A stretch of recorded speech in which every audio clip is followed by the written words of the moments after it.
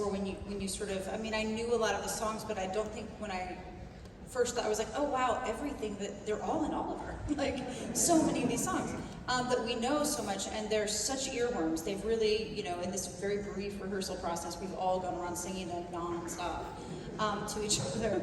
And the thing that I think is so interesting about Lionel Bart is in the London music hall tradition, which I think you're sort of alluding to, is this idea of community and the ways that sort of music creates community and creates connection, and the way people get together and they sing together. When you sing Papa, like the idea of that is that it's supposed to feel like a family getting together and singing together. And you know, the orchestra, I've encouraged them to make it messier than we would normally in that song. You know, I came up with the term inebriato, which is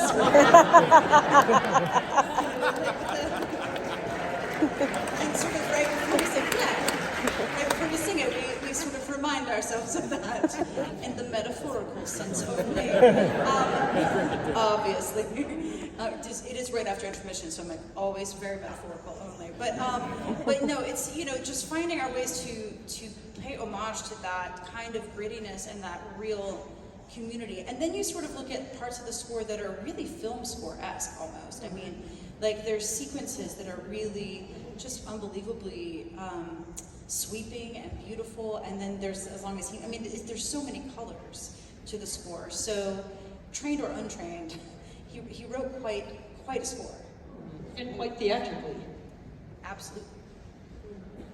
So I think the other, you know, one of the other elephants, I guess, about this show that relates to what we were talking about before has to do with Fagin. I'm sure, as everyone knows, the source material, the Dickens novel. Yes. Am I an elephant? Yes. You know, Fagin in that novel is often not referred to as Fagin, sometimes very often he's just called the Jew, the Jew, the Jew. Bart very deliberately and conscientiously and vociferously stated that he was taking all of that out. I think the review of the original production referred to the Fagin depiction as a queer old auntie. And Bart described him as kind of like a chicken. A mad chicken. Yeah, mad chicken. I actually ask myself that when I'm putting the makeup on. I'm like, do I look like a mad chicken? And yet, you know, there are those strains, those klezmery violin strains, and then near the end of reviewing the situation, even a clarinet run. How did Lear and Raoul, how did you talk about that? How did you think about that? How do you get rid of that ghost? Well, Lear and I went back and forth on this a lot, actually, because we felt it was very important to be sensitive to what's going on in the world right now, and the fact that people are finding it very easy to be incredibly bigoted and racist and misogynistic and homophobic and anti-Semitic, and we seem to have been given permission to explore the worst of ourselves in a public forum. So we wanted to be very sure that we did not contribute in any way to that conversation. Following particularly on Lionel Bart's idea that he wanted Fagin to be the hero and not the out-and-out villain of the novel. Fagin and Sykes in the novel are two sides of the same coin. They are incredibly corrupt, and they are out to murder Oliver by the end of the book. And throughout the book, Dickens refers not just to Fagin as the Jew, but the reptile, the repulsive thing, and he never leaves the shadows. So Lionel Bart made an effort to bring, I think, a great deal of love into the character, to bring intelligence into the character, to bring his own Judaism inside the music, which is what he said was probably the most important thing about the Jewish element, that it would be Jewish in sound, but not necessarily in how he was portrayed. As a matter of fact, he and Ron Moody got into a lot of arguments about how far to go. I wanted to go further, but I was told I'd be canceled. So, I mean, you know, you can't shy away from it though, because it is a famous Jewish role, and so you have to sort of find a way to be inside of it, and trust that Lionel Bart knew exactly what he was doing in this case, and honor that. He is not the same character at all in the musical that he is in the novel. That's right. I think the distinction that Lionel Bart, and it's important to say that Lionel Bart, who did music, book, and lyrics of this production, was a Jewish artist, and he was the one who made the decision to both make it so different from the novel and also to remove any textual reference to Fagin as Jewish in any way. It's not in the text of this, and I do think that we really tried to both pursue his wishes and to refuse to perpetrate the harm that has happened. Yeah, I mean, I think, then of course we got to the Sitz probe where we hear the orchestra for the first time, and that klezmer band came out, and I was like, okay, we're gonna just let that be what it is. And however, that first violin has become my acting partner up there. Literally. So actually, there's just so much joy in that I think that if you're going to honor the Judaism at all of this character, then it is honored in extraordinary joy and musical flourishes and love. Boy, he loves those kids. So. Yeah, that's one of the things that's so striking and lovely about this production, I think, is the love that's in that family of kids. Michael, maybe you'd like to say something about how the boys relate to Fagin and to Nancy. I feel like how we relate. Like we all went through the same things, and the same problems, and I feel like he's really helping us get through all of it and making it a fun, good time.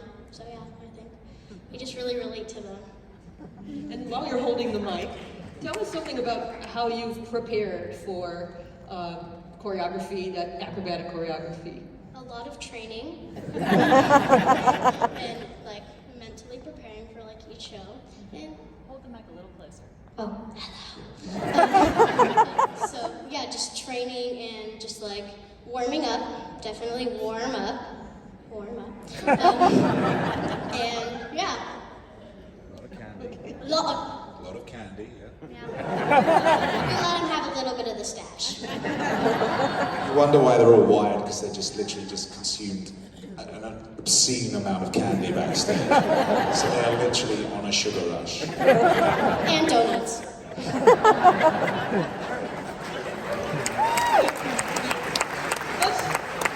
Let's talk, since the mic's down at that end, let's talk about Bill Sykes, too, who's a little harder to redeem. And yet it's a, long-standing principle that actors have to love the characters they play.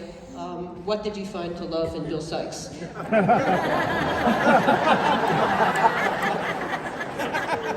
I mean, what's not to love murdering a woman every night? Come on, no, it's very,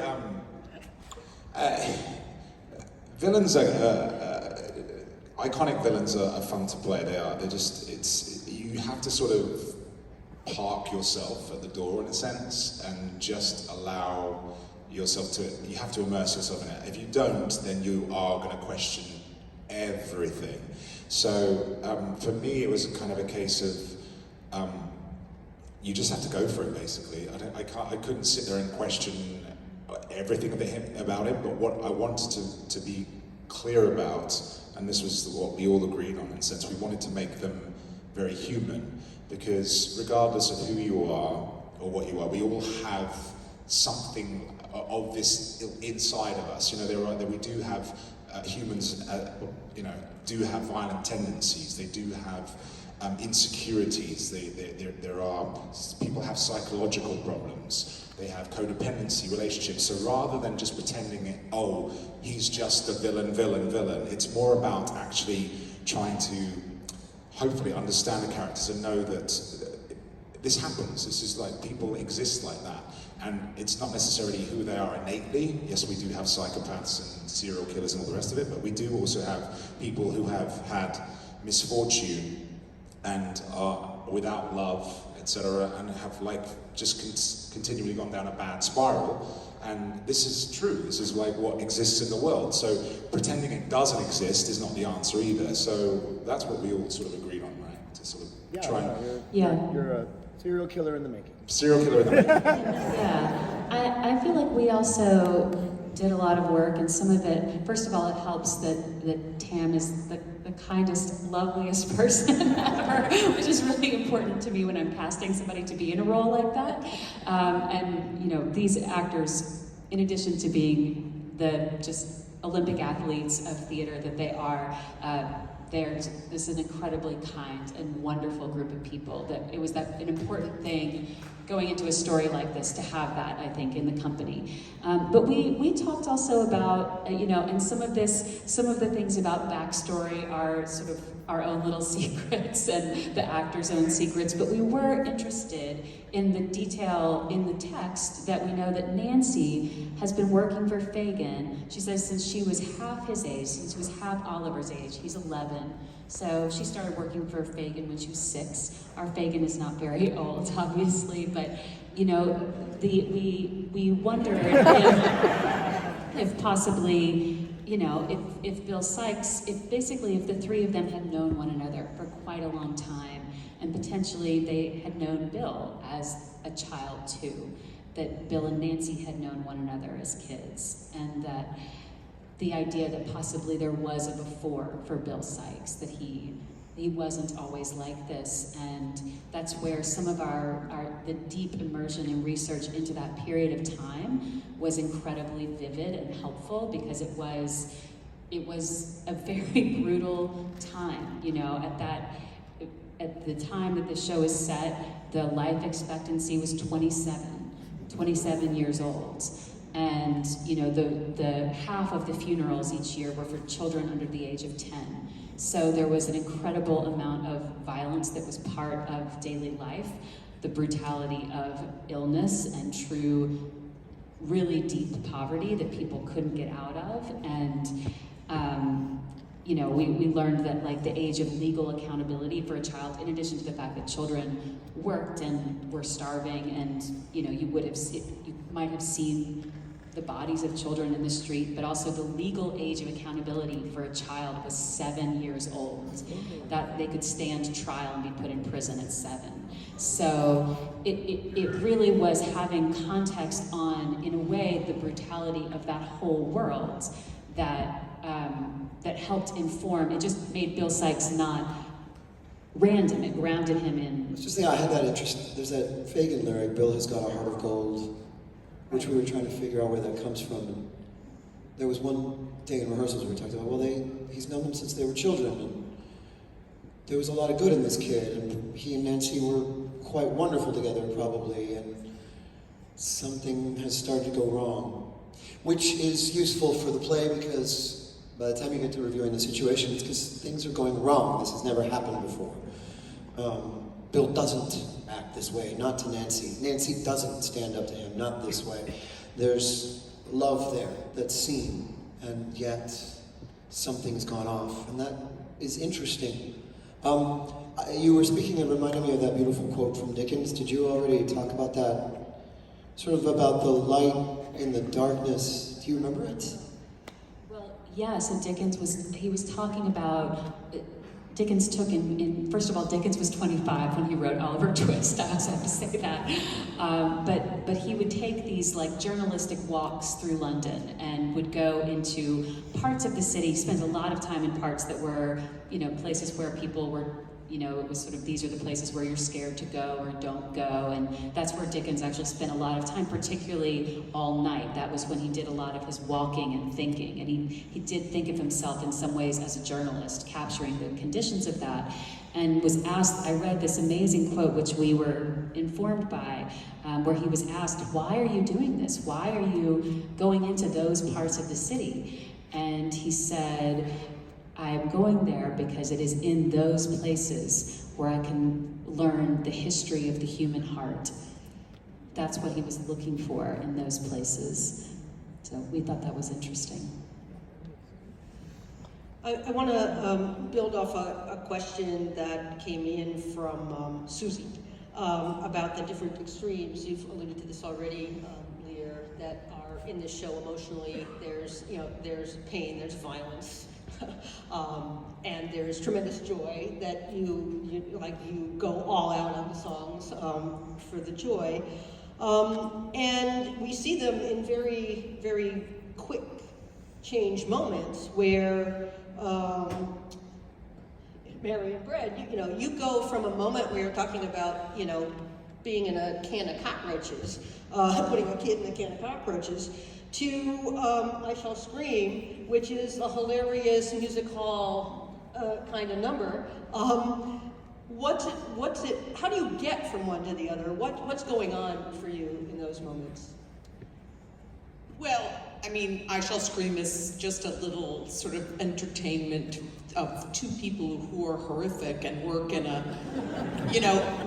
this workhouse, have no regard for children, but yet, have the hots for each other. So it's just that moment of, human condition where these are two people who want to get together. And then, you don't see them again until they've gotten together, and then they can't stand each other. So, it's just a little slice of humanity, I guess. I mean, she does love cats, so she is redeemed by having a little bit of, well, I do love cats, so the kids, blah, she kicks Oliver, but she loves cats. So, I mean, we're just a little slice of this show, we're a slice. You want to add anything, Brad? No, I think that's it. Yes. We're running out of time already, so let me just add in one or two more that have come in from audiences. One relates to what you were talking about before, and it's, given all of these themes and the realities of Dickensian London, what's it like to work with children on this and to bring them into that reality? Not to say that, children in our reality aren't doing, active shooter drills at school or the rest. But what sensitivities are there in the work? And Michael, you maybe have some feelings to share with us about the question of the violence and nastiness of this world, along with the love in it. I'll say something, Michael, and then maybe you can also let me know how I did in talking to y'all about those things. I think, first of all, I love working with children. I work with children a lot, and it's a huge part of my artistic practice. I think they're brilliant, and I think that the insight and also the quality of truthfulness and of presence. So much of theater is about trying to be present in the moment, and I feel like there is a special superpower that children have for that.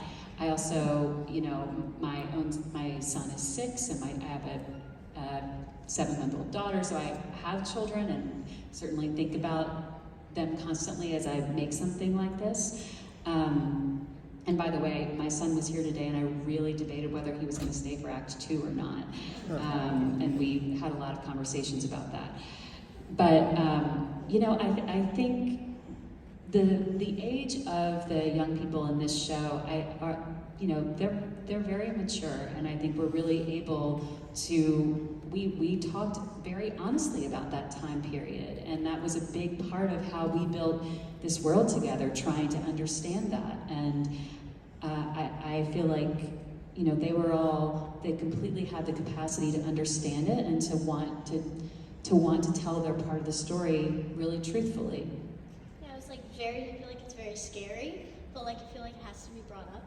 I feel like, yeah, but I don't know, it's just it's a lot to know when you're little, but yeah, but I don't know, it's just a big thing that goes on, and I feel like it's not right. Sometimes, never know times, but yeah, it's just not good. Yeah, really not good. These children are the most positive lights. I don't really work with kids a lot, but these boys are just spectacular. Every single one of them. absolutely want to add to that. It is really easy to become a bitter, cynical monster in this business. And it is impossible to be that way when you are on stage with these boys. It just reminds me every day of the reason I fell in love with this in the first place. Not just these kids, but when the community kids all come out, and the joy that's just sort of pouring off of everybody. The excellence and the happiness of that, the relationship to getting to do this together. I mean, they're just extraordinarily talented. But on top of that, how can you be cynical? How can you not be delighted by getting to create something together with this kind of talent and energy? And it is a constant reminder, at least for me, of, and I hope for all of us, of how incredibly lucky we are actually to get to do this. Thanks for that. I think it's a beautiful note for us to wrap up on. Lear, I don't know if you have plans for if there's a future for this production, but I think I'm probably not alone if I say, please, ma'am, I'd like some more.